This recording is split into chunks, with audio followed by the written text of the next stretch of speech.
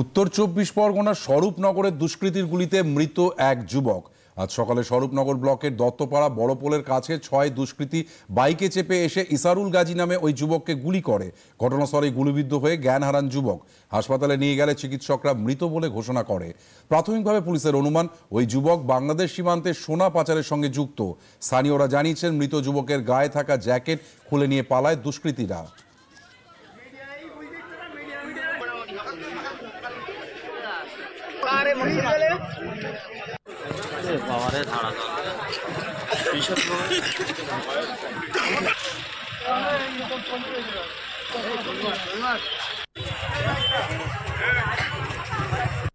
কাজ করছিলাম, এবার দেখছি ৪-৫ জন এসছে।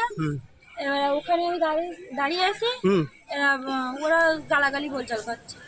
এরা ও লোকের মারধরও করেছে, ২-৩টি ঘুষিও মেরেছে। আচ্ছা, এরা মারার পরে এরা বলছে কি জিনিস দিয়ে এরকম করছে। আচ্ছা, আমি কি জিনিসটা কি জানি, আমি চুপ করেই শুনছি। এবার তারপরে যে ওই পকেটের ভিতর থেকে কি বার করেছে আমি ওটা খেয়াল করিনি। এবার ওই আওয়াজ হলো, আওয়াজ হওয়ার পরে ও লোক বলছে দাঁড়া আমি দিচ্ছি, তুই আমার মারিস নি বলি ওই কোটটা খুলে নিয়ে চলে গিয়েছে।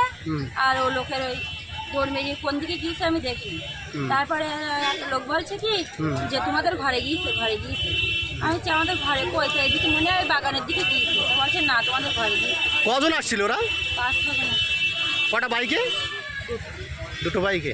ওরা গুলি করে কোন দিকে পালিয়ে গেল? এই স্বরূপনগরের দিকে গেল। হ্যাঁ, আমি মাঠে ছিলাম, মাঠে হঠাৎ করে শুনছি যে রাস্তায় গুলি হলে দৌড়িয়ে গিয়ে আমার ঘরের মধ্যে তারপরে ওই পর্যন্ত শুনি আমি বাড়ি আসলাম। বাড়ি এসে দেখি লোকজন সব। রাস্তা আপনার বাড়ির সামনে গুলি হয়েছে?